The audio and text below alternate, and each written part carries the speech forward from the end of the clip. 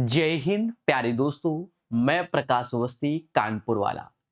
प्यारे दोस्तों, आज मैं सेट नंबर 3 करा रहा हूं आरआरबी एएलपी का 16/2/2026 शिफ्ट नंबर 2। पहला क्वेश्चन, निम्नलिखित आंकड़ों का बहुलक कितना है। बहुलक, अब जैसे पहले ऑप्शन में 84 है तो देखिए कितनी बार आया, एक बार, दो बार, दो बार आया। 86 एक बार, दो बार, ये भी दो बार आया। 71 एक बार, दो बार, तीन बार। 82 एक बार, दो बार।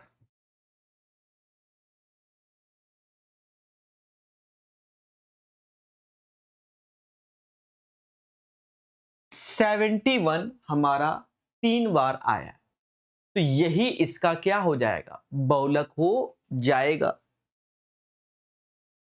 अब इसमें देखो, अगर आप हिट एंड ट्रायल सोचते हो कि x बराबर 2 रख ले, y बराबर 1 रख ले या कुछ भी, तो ये 11 आपको बनाना पड़ेगा, वो बनना मुश्किल है।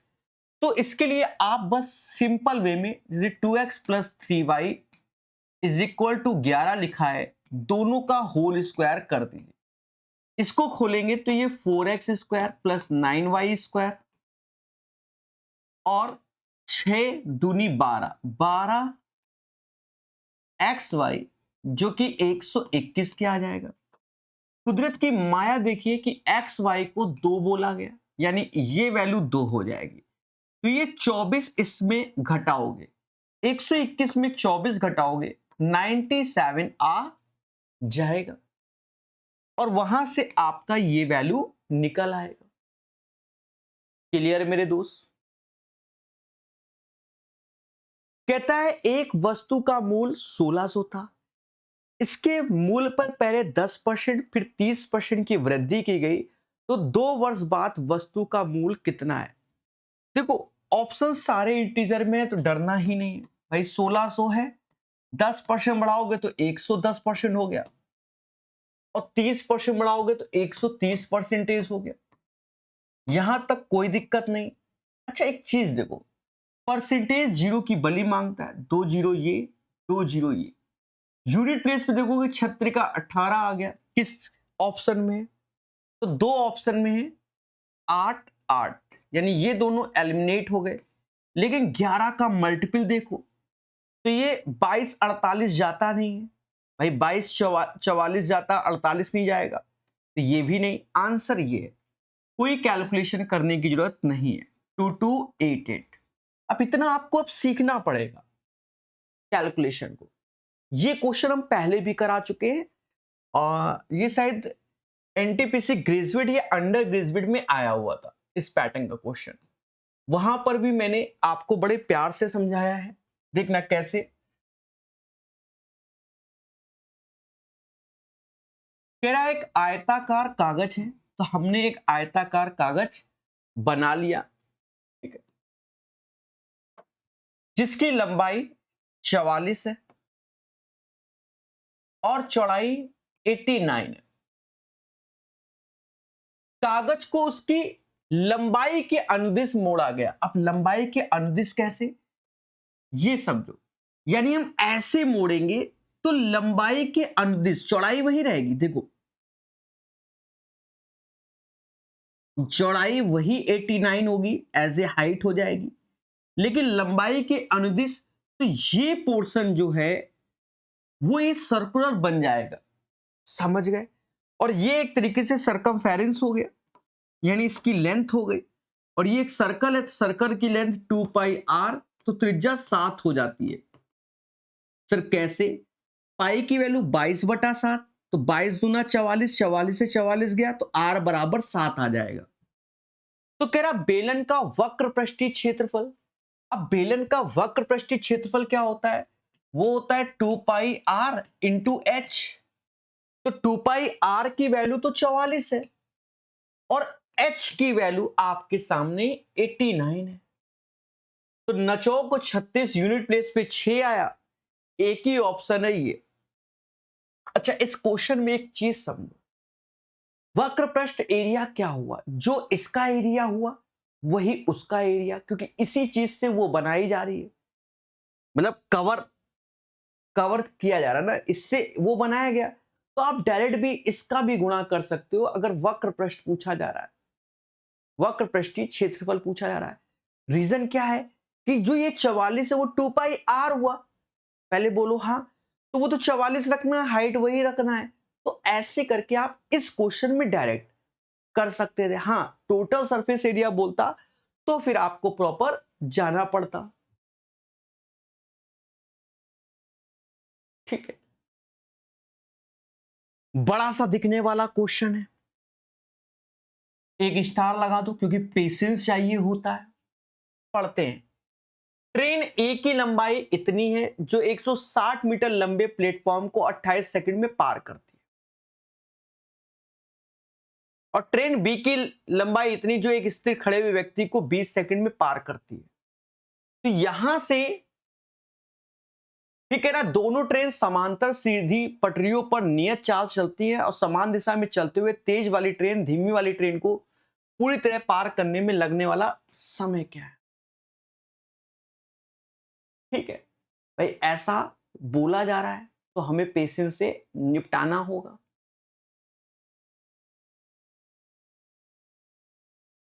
पेशेंस से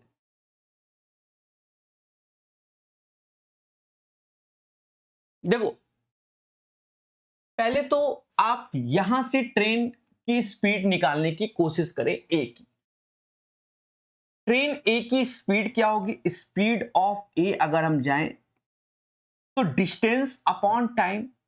डिस्टेंस कितना? ट्रेन की खुद की लेंथ और प्लेटफॉर्म की लेंथ, दोनों की लेंथ को जोड़ोगे तो ये 420 आ जाएगा, और 28 सेकंड में।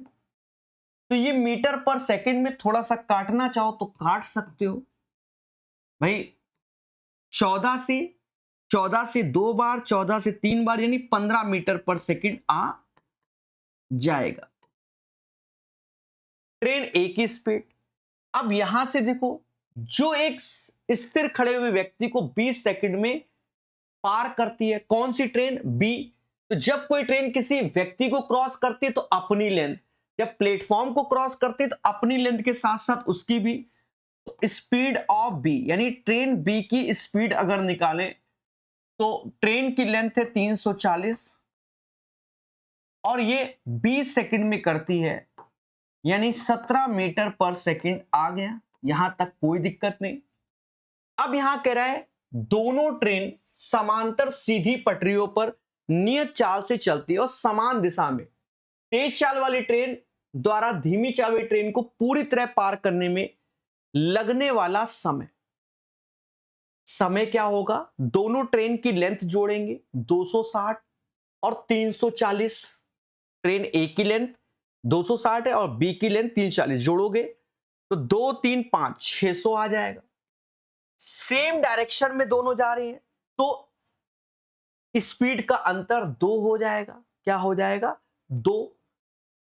ये मीटर पर सेकंड में, ये मीटर में, और ये कटेगा तो मेरे दोस्त 300 आ जाएगा। यानी सही आंसर आपके सामने 300 आएगा। कह रहा है किसी विद्यार्थी के अंक गलती से 70 के स्थान पर 34 दर्ज हो गए। 70 के स्थान पे 34, यानी होने थे 70, हो गए 34, तो दोनों का अंतर 36 हुआ ना, यानी ये 36 अंक का डिफरेंस आया। इसके कारण औसत अंकों में इतनी कमी। अब मान लो n विद्यार्थी हैं, सभी के 4/3 4/3 कमी हो गई, तो ये दोनों डेटा बराबर होगा।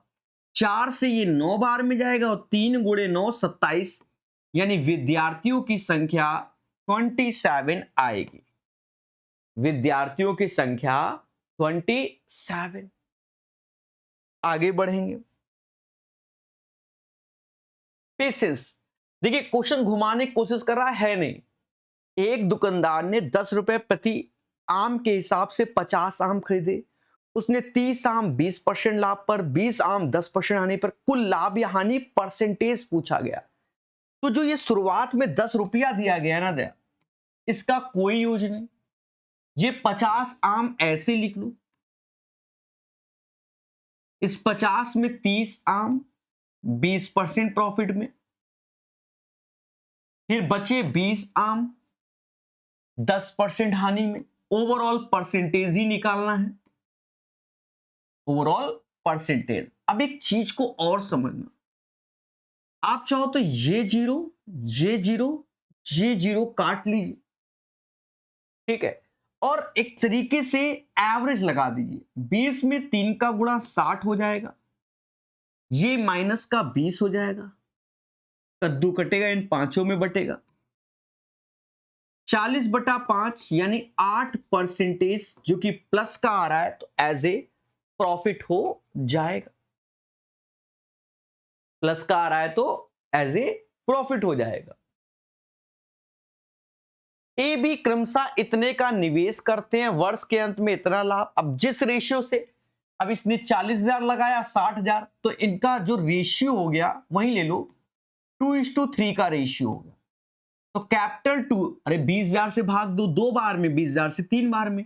जिस रेशियो से कैपिटल लगा है, टाइम सेम है, तो कैपिटल इंटू टाइम, ये प्रॉफिट रेशियो होता है, और टोटल प्रॉफिट है 20,000 का, तो यही 5 बराबर 20,000 यानी 20K मतलब 1000, 1 बराबर 4K। हमसे ए का पूछा गया, तो 8K यानी 8,000 के मतलब 1000, 8,000 हो जाएगा। कह रहा है इसका एचसीएफ ज्ञात करो। देखो बहुत पेशेंस रखना है एचसीएफ निकालते समय, डरना नहीं है। अच्छा एक चीज देखो, ये 4 का मल्टीपल, ये 4 का, लेकिन ये तो 2 का है, यानी आंसर 2 का मल्टीपल होगा, 4 का नहीं होगा। तो 4 के मल्टीपल काट दो, तो दया बस एक ही बचा है, वही आंसर, आपको चेक ही नहीं करना। अरे इतना एचसीएफ का मतलब क्या होता है? Highest common factor. 6 को 24, 9 को 24, लेकिन यहां तो समझ गए ना, ये 34 तीना होता है, यानी 17 छक्का होता है, तो 17 छक्के 102, समझ गए ना। तो ये 2 का ही मल्टीपल होता है, 0 2, समझ गए ना। लास्ट 2 डिजिट देखते हैं 4 का मल्टीपल के लिए, तो 2 का मल्टीपल आंसर एक ही है। काहे हम दुनिया भर का काम करें, टिक मारे घर भागे। देख लो कितना डिफिकल्ट क्वेश्चन है। 8 का स्क्वायर 64, 10 बाहर आ जाएगा, उससे 4 आएगा, -5 आएगा, ठीक है, तो 65 आंसर आएगा। खत्म बात। 2 नल ए और बी एक टंकी को 6 घंटे और 7.5 घंटे में, ए 6 घंटे में, बी 7.5 घंटे में, एलसीएम लोगे तो 6 पंचे 30 ले लो, दोनों के लिए है भाई। 6 से ये 5 बार में 7.5 का मतलब होता है 15/2, 15/2, तो बस चला जाएगा 4 बार में। तो दोनों नलों को 2 घंटे के लिए खोला जाए, तो टोटल वर्क 30 हो गया। 6 से भाग दोगे 5, 4.5 से, ये 2 घंटे के लिए खोला गया। 1 घंटे में 9 लड्डू बनाते हैं, तो 2 घंटे में 18 लड्डू बना दिए। अब लड्डू बनाने कितने हैं? 12। तो नल बी को बंद कर दिया जाता है, बी को बंद कर दिया जाता है। बी को कह रहा भैया आप नहीं काम करोगे, तो ए को टंकी का शेष भाग भरने में कितना समय? तो ए कहता है सर जी मैं तो 5 लड्डू बनाता हूं और आप मुझसे 12/5 बनवा रहे हो, यानी 2.4 हो जाएगा। 2.4 आवर्स सही आंसर आएगा। क्लियर मेरे देवता? कितनी धनराशि पर 5% वार्षिक साधारण ब्याज दर से 2 वर्ष में इतना? ऐसे क्वेश्चन टेक्नीशियन में भी पूछे गए हैं, ठीक है। 5% 1 साल का, तो 2 साल का 10% हो गया, और यही 10% 480 की हो गया। हर चीज अपने आप में 100%, एक तो जीरो और लग जाएगा, 4800। विनीत ने 5400 रुपए में एक जूसर खरीदा, वे अपने ग्राहक को अंकित मूल्य पे 10% की छूट देकर 20% लाभ अर्जित करता है। अंकित मूल्य, अब बताओ पूरा क्वेश्चन तो सीपी और एमपी पे डिसाइड हो गया ना, बोलो बोलो। और बच्चा बच्चा जानता है कि जब सीपी और एमपी पे डिसाइड हो जाए तो हमने बताया 100 माइनस डिस्काउंट और 100 प्लस प्रॉफिट। जो लोग सेट लगा रहे हैं उनको बड़ा खुशी मिलता होगा कि अब आदत सी हो गई क्वेश्चन जल्दी करने की। 100 में 10% कम यानी 90 हो गया, और 20% यानी 120, क्योंकि यहां जोड़ देंगे रेशियो 3:4 आ गया। अब जूसर कितने का था? 5400 का। एक बराबर 1800, 18 54, तो यहां 1800, 18 चौकू 7200, 7200 सही आंसर हो जाएगा। 13 का सही आंसर आपके सामने। चलिए आगे बढ़ेंगे। हाइट एंड डिस्टेंस सदाबहार क्वेश्चन, ये सबको आता है, ठीक है। 3 स्टार लिख रहे क्योंकि ये एज ए कॉन्सेप्ट होता है। एक मीनार के शीर्ष से भूमि पर इसके एक ही तरफ दो वस्तुओं के अवनमन कोण इतना है। ये एक मीनार है, इसके शीर्ष से एक 60 डिग्री दिख रहा है, तो 60 डिग्री ऐसे, और दूसरा अवनमन कोण उसको 30 डिग्री दिख रहा है, तो ये 30। अब ये अल्टरनेट से, जैसे ये 60 है तो ये 60 हो जाएगा। जनरली आपको ये सब लॉजिक मालूम है कि पिलर की ओर आते हैं तो एंगल बढ़ता है, तो कभी कंफ्यूजन नहीं कि 60 पहले आएगा कि 30 पहले। भाई ये 90 है तो 90 की ओर जितना आओगे तो एंगल बढ़ेगा, जितना पीछे जाओगे तो घटेगा, इसलिए डायग्राम सही बनता है। मेरा मीनार की ऊंचाई 450 है। हमने कहा ठीक बा, तो वस्तुओं के बीच की दूरी, यानी हमसे ये दूरी पूछी गई। अब बच्चा जानता है, बच्चे के ब्लड में तुरंत बोलता है कि सर 90 के साथ 60 देखते हो तो रेशियो होता है 1√3 का, और ये 2 जिसकी जरूरत नहीं है। और 90 के साथ जब 30 देखते हो सर तो ये √3 आता है, और ये हाइट 1 आता है। दोनों केस में हाइट बराबर होना चाहिए। भाई यहां √3 यहां 1, तो यहां √3 का मल्टीप्लाई कर लोगे तो यहां पर भी √3 का, तो ये 3 हो जाएगा। पूरा मतलब यहां से लेकर यहां तक 1 और पूरा 3, तो ये जो दूरी है वो 2 होगी। तो √3 की वैल्यू 450, तो भाग दोगे तो 1 बराबर 150 √3। और दया हमको 2 का मान चाहिए, तो 2 का इत्थे 2 का उत्थे, तो 300 √3 आंसर हो जाएगा। सी का सही आंसर आपके सामने 300 √3 आएगा। समझ गए मेरे दोस्त? क्लियर? कोई डाउट किसी भी बच्चे को नहीं होगा। अच्छा, कुछ को दिख नहीं रहा होगा सर नीचे क्या लिखा गया, दिखेगा? चलो अब देखो एक बार फिर से। 90 के साथ 60 को देखते हो तो 1:√3 का रेशियो होता है। 90 के साथ 30 देखते हो तो ये √3 होता है पूरा का पूरा, और ये 1। लेकिन हाइट दोनों में बराबर होती है, तो √3 का यहां मल्टीप्लाई √3 का यहां, तो ये पूरी डिस्टेंस 3 होगी। ये 1 तो बची डिस्टेंस 2।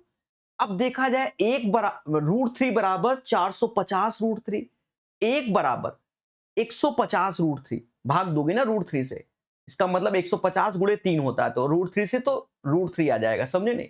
तो 150 √3 एक की वैल्यू, और देवता यहां हमको 2 निकालना है। 2 की वैल्यू आप समझ गए होंगे, 300 √3 आ जाएगा। आगे बढ़ेंगे। यदि 15 संख्याओं का माध्य 25 है, उनमें से एक संख्या 36.2 को हटा दिया जाए तो शेष संख्याओं का माध्य कितना होगा, यह पूछा गया। देखो अगर आप बेसिक वे में जाना चाहते हैं कि भाई 15 संख्या है और माध्य 25 है, तो टोटल ये हो गया, ये 15 संख्याओं का टोटल हो गया। उनमें से एक संख्या गई 36.2 चला गया, तो बची कितनी संख्या? 14 संख्या, और उन्हीं का डेटा निकालना है। तो बच्चा इसको कैलकुलेट करता है। 15 पचे 75, 7 हासिल, 15 दूनी 30 और 7 37 हो गया, माइनस 36.2 ऐसे बटा 14, तो 0.8 ऐसे आ जाएगा। 14 में से 6 गया, फिर 8 आ जाएगा। 6 में से 3 गया तो 3 आ जाएगा, और 3 आया। इस 14 से भाग दे दो। 14 दूनी 28 होता है, 28 होता है, तो ये 58 आ गया। 14 चौको 56 होता है, अब 28, तो 24.2 आंसर आ गया। ये पहला तरीका है। जब कुछ नहीं आता, आप इसके बिहाफ पर आंसर निकालें। अब समझो, 15 संख्याओं का जो एवरेज है वो 25 है।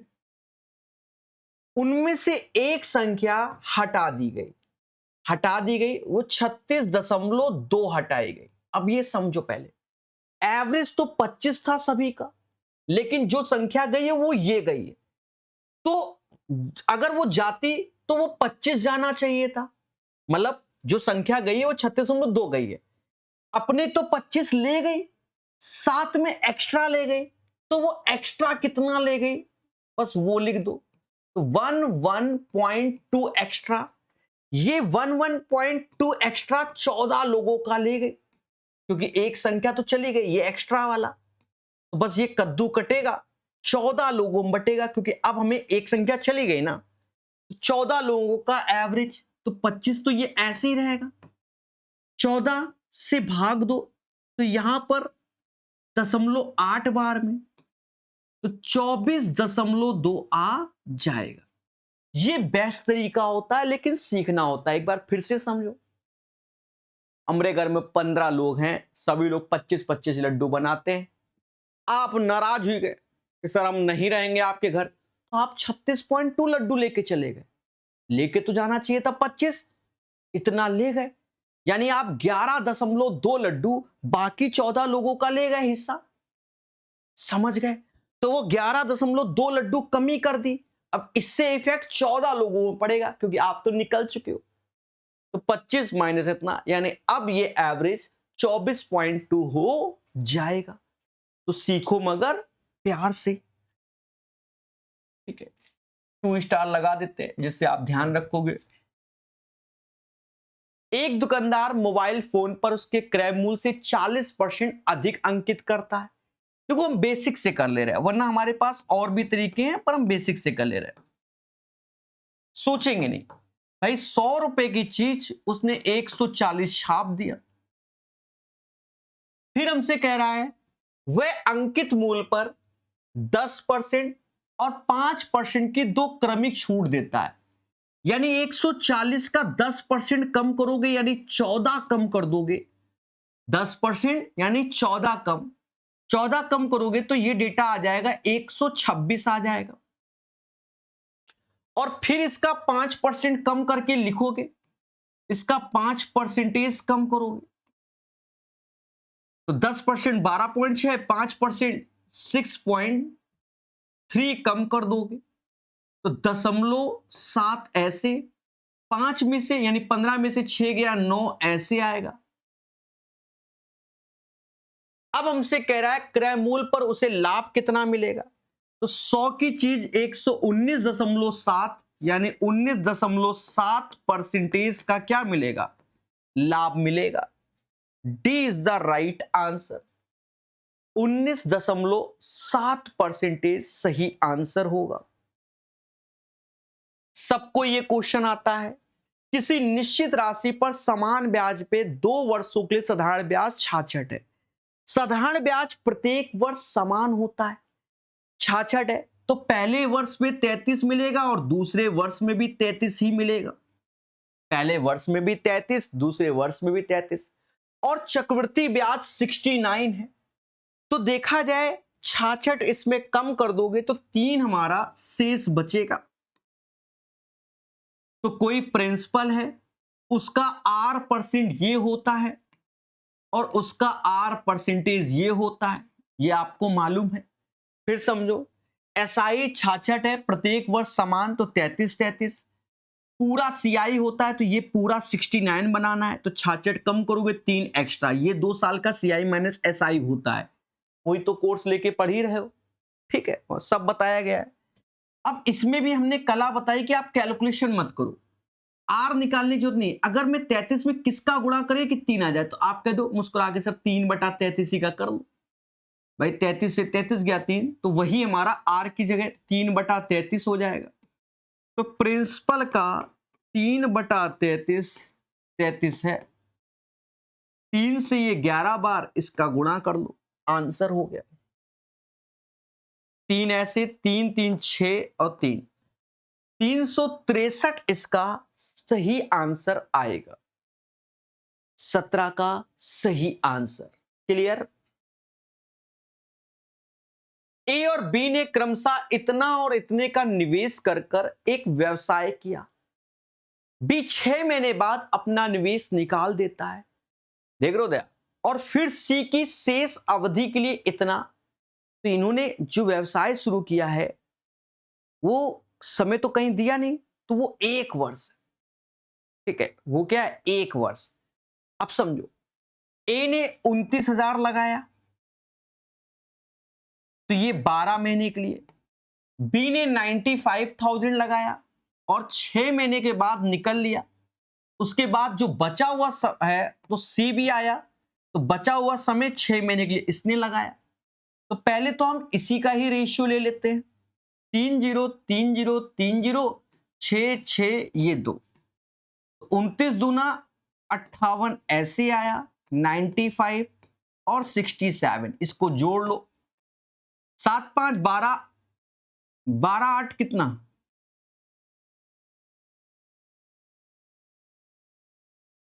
ठीक है जो भी है, 12 8 20 होता है, कोई दिक्कत नहीं। अभी रुक गए, आगे हमसे कह रहा है यदि कुल लाभ का 15% 6600 है, तो हमसे कह रहा बी का हिस्सा क्या होगा, बी का हिस्सा क्या होगा। अब एक चीज समझो, 15% वैल्यू 6600 के, वो सब सही है, गलत कुछ नहीं है। 1% तो 15 चौकू 60, 15 चौकू 60 यानी 440, तो 100% लाभ जो है 44 के बाद 3 ठो जीरो हो जाएंगे। अब यहां पर हम अपने डेटा को जोड़ लेते हैं, 7 5 12 8 20 हासिल 2 गया, 9 6 15 5 25 15 5 20 और 2 22 220 यूनिट आ गया। कुदरत की माया देखिए कि यही 44,000 के बराबर, भाग दोगे तो 1 यूनिट की वैल्यू 200 हो जाएगी। हमसे बी का हिस्सा पूछा गया यानी 95 यूनिट, तो 95 में 200 का गुणा कर देंगे, 2 जीरो ऐसे, फिर 1 जीरो और 9 दूनी 18 1 19, तो राइट आंसर 19,000 आएगा, 19,000। समझ गए मेरे भाई, है ना आसान। 628 मीटर लंबी एक ट्रेन विपरीत दिशा में इतने की चाल से चल रहे एक व्यक्ति को 12 सेकंड में पार करती है, ट्रेन की चाल ज्ञात कीजिए, ऐसा बोला गया। अब ये तो सिंपल है, जब कोई ट्रेन किसी मैन पोल फ्लैग ट्री को क्रॉस करती है तो अपनी ही लेंथ को क्रॉस करती है, यानी लेंथ तो 628 ही रहेगी। एक ट्रेन विपरीत दिशा में इतने की चाल से व्यक्ति को, तो ट्रेन की स्पीड x माना और व्यक्ति की स्पीड 10.1 है, जो और पूरे को kmph में कन्वर्ट कर लो 5/18, याद रहे x हमारा ऑलरेडी kmph में ये डेटा है, तो आंसर में जो x आएगा वो kmph में ही रहेगा। और भैया यहां 12 सेकंड के बारे में बात की, देखो जो कट रहा है काट लो, जैसे जैसे यहां पर ऐसा कर लो, 12 पंचे 60 डिवाइड बाय 18, तो यहां से कर सकते हो, या यहां से कर सकते हो। आप ऐसा करो, 628 एक लाइन लिख ही देते हैं ऐसे,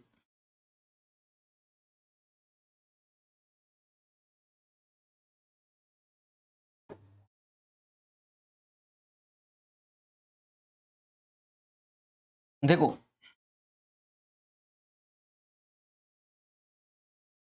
6 से काटो 10 बार में, 6 से काटो 3 बार, इस 3 का यहां गुणा करके 10 से भाग दे दो।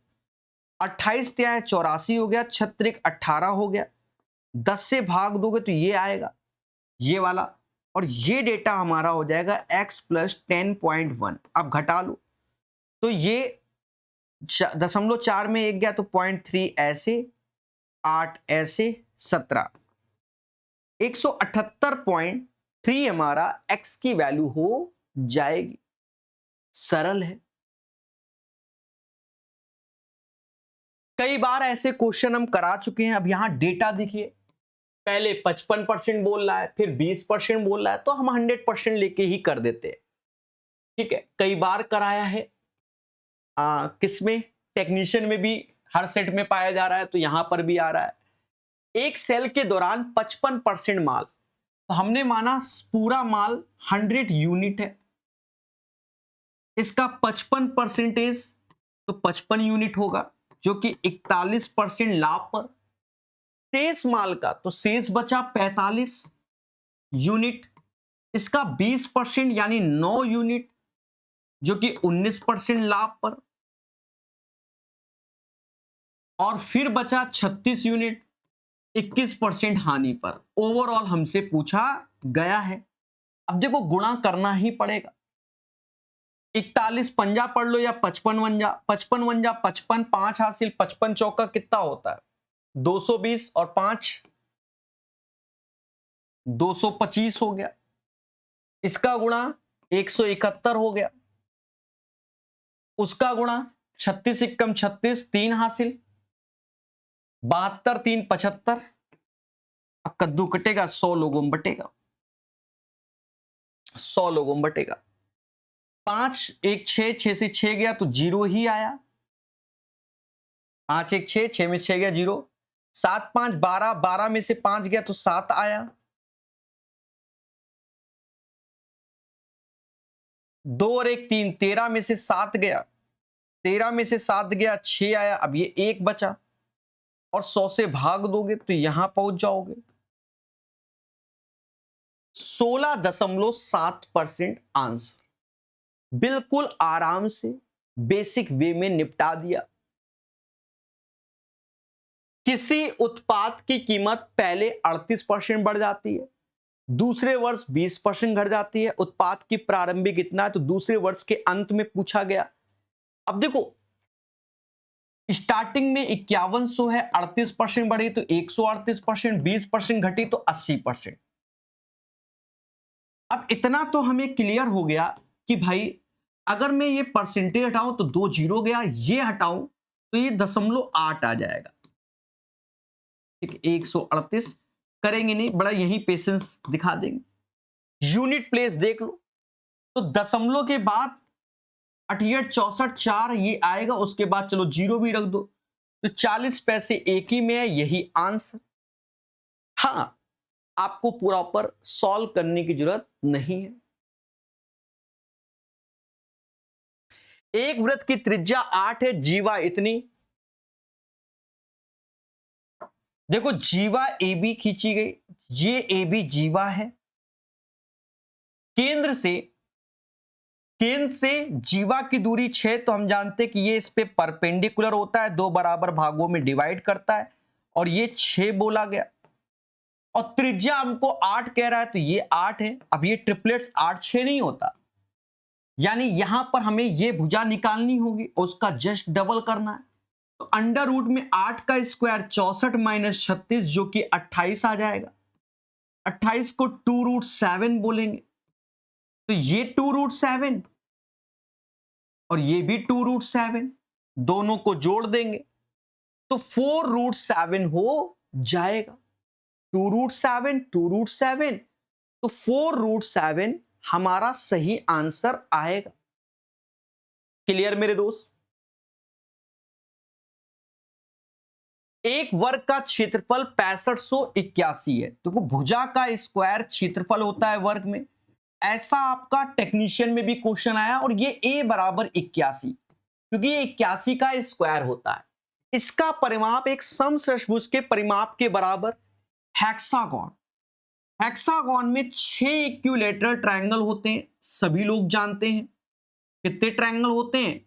6 इक्विलैटरल ट्रायंगल होते हैं और हर ट्रायंगल का एरिया √3/4 भुजा का स्क्वायर यानी ए स्क्वायर होता है।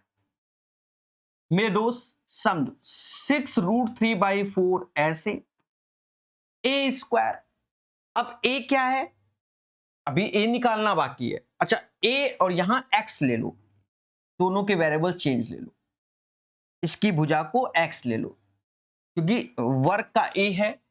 कह रहा इसका परिमाप एक समषष्ठभुज के परिमाप के बराबर, तो वर्ग का परिमाप 4 × 81 हो जाएगा और हेक्सागोन का परिमाप 6x हो जाएगा।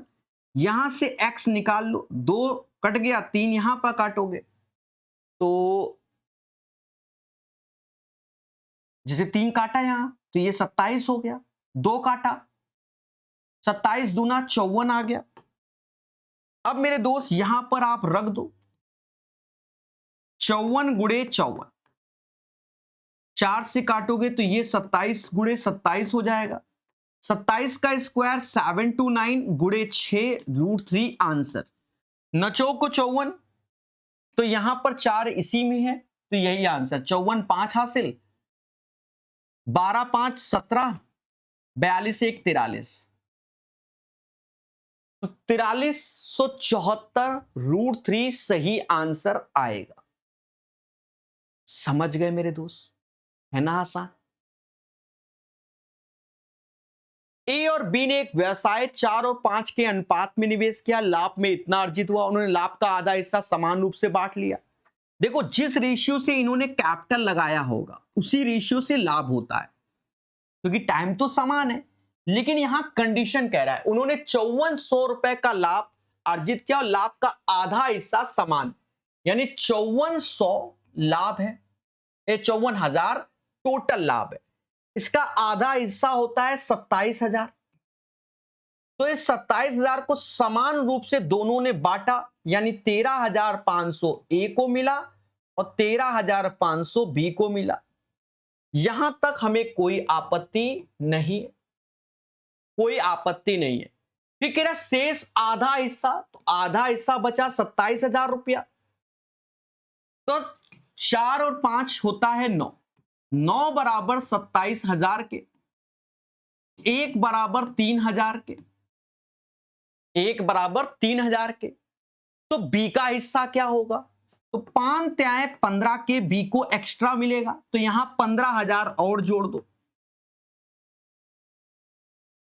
तो 28,500 आंसर आ जाएगा।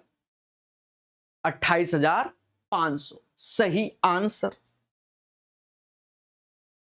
अंतिम क्वेश्चन कह रहा है एक टंकी में 2 इनलेट पाइप हैं, I1 I2, I1 16 घंटे में और I2 20 घंटे में भर देते हैं। एक आउटलेट पाइप है और भरी हुई टंकी को आउटलेट पाइप है वो 12 घंटे में खाली कर देता है। अब फिर तीनों का पूछा गया, एलसीएम ले लो।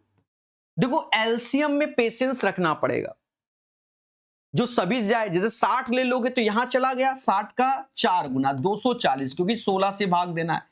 16 से जब भाग दोगे 240 को तो 15 बार में, 20 से 12 बार में, 12 से -20 बार। तीनों पाइप खोले गए, 27 लड्डू बने, 20 टूटे, यानी 7 ही बने।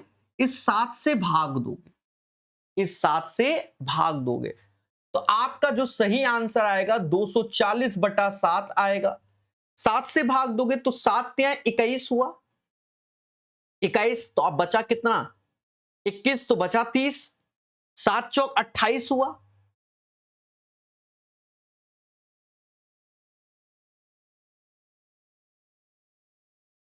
तो आपका आंसर आ गया, ठीक है, 34 सही 2/7 दिन इसका सही आंसर आएगा। क्लियर मेरे दोस्त? तो ये सेट यहां से कंप्लीट होता है। सॉल्यूशन पीडीएफ टेलीग्राम में मिल जाएगी।